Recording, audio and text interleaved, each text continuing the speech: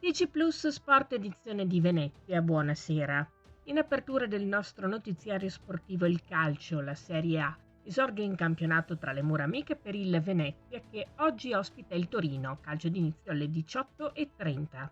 Gli arancione-neroverdi provengono dalla buona prestazione di Firenze. Torna al Penzo da ex il tecnico dei Granata, Paolo Vanoli, che nella scorsa stagione ha portato la compagine lagunare nuovamente in Serie A. Gli ospiti stanno trascorrendo un buon momento di forma. Pareggio sfortunato a San Siro contro il Milan, vittoria contro la corazzata Atalanta. Per quanto riguarda le formazioni, mister Di Francesco ritrova Bomber Poyampalo in attacco.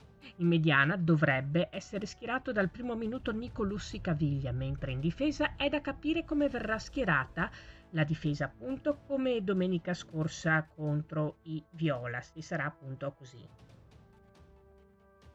Ieri pomeriggio il Venezia Football Club ha avuto l'onore di ospitare presso Ca' Venezia l'ambasciatore degli Stati Uniti in Italia, Jack Markle. Dopo essere stato accolto in videoconferenza dal presidente Duncan Niederauer, l'ambasciatore ha visitato l'headquarter arancia-nero-verde, intrattenendosi con Eugene Wang, uno dei soci proprietari del club.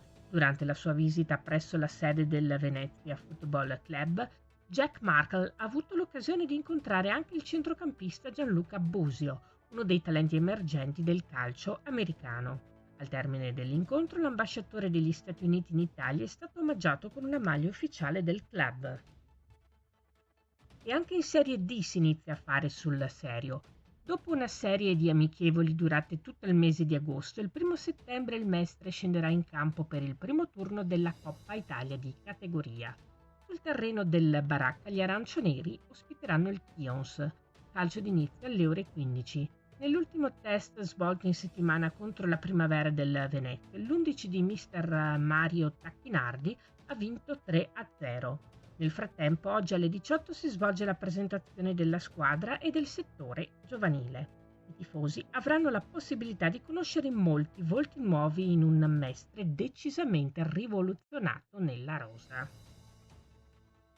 Passiamo al basket. Già intensa la preparazione pre-campionato da parte delle giocatrici dell'Umana Reyer femminile e si inizia anche a verificare i primi schemi attraverso delle amichevoli. La prima con la neopromossa Dertona, test che i tifosi non potranno seguire essendo a porte chiuse. La compagine orogranata non sarà al completo. Domenica la squadra allenata da coach Matton si trasferirà in montagna, dando così il cambio a Falcade al ritiro ai colleghi della Reyer maschile. E domani, proprio in altura, ci sarà la prima uscita per il quintetto di Neven Spacchia contro United Eagles Basketball Cividale. Questa era la nostra ultima notizia. Grazie per averci seguiti. Arrivederci.